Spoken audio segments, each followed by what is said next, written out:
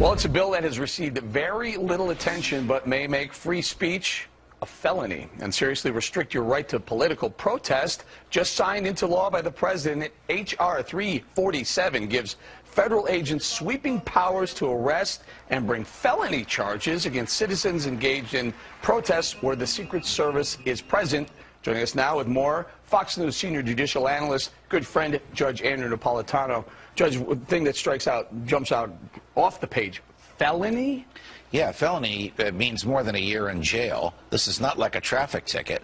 For standing and protesting, the type of thing that for 230 years Americans took for granted because it was protected by the First Amendment, Congress shall make no law abridging the freedom of speech, has actually been abridged by legislation the president signed last Thursday, supported overwhelmingly by both parties, with very, very little public debate and very little debate in Congress. Basically allows Secret Service agents to decide where there are no free speech zones, not speech zones, no free speech zones. And anybody by the Secret Service can, protected by the Secret Service, can ask those agents to ban protests wherever they are. So I can think of 3 violations: speech violations, association violations, the right to petition the government for a redress of your grievances. What good is free speech if the people in the government are so far away from you that they can't hear you? Judge, what about keeping our elected officials safe?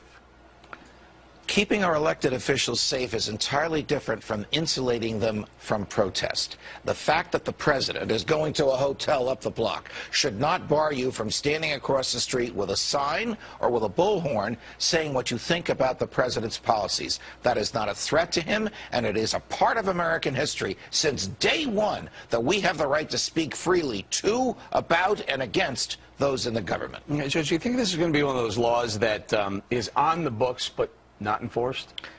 I think it's one of those laws that's going to be enforced when the government wants it enforced. The problem, Eric, is it puts a lot of unbridled discretion in the hands of Secret Service agents who may very well say, you know what, boss, you've had a rough day. We'll keep everybody away from you. Or, you know what, boss, this crowd likes you, so we're going to let them, we're going to let you hear them. That's suppressing speech on the basis of its content, and that has been expressly prohibited by the First Amendment since day one. What dictates the Secret Service is present? In other words, aren't they present all over Washington, D.C.? Well, they are, and that's a great question, because this law also allows the president to give Secret Service protection to whoever he wants. I'll give you a bizarre example.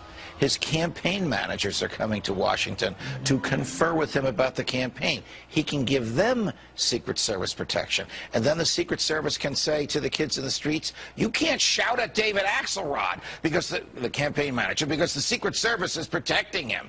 This is a slow, creeping destruction of some of our basic liberties, and the president signed it in secret. And now some of the Secret Service are going to be providing services for the candidates now as well, right? Correct. So correct.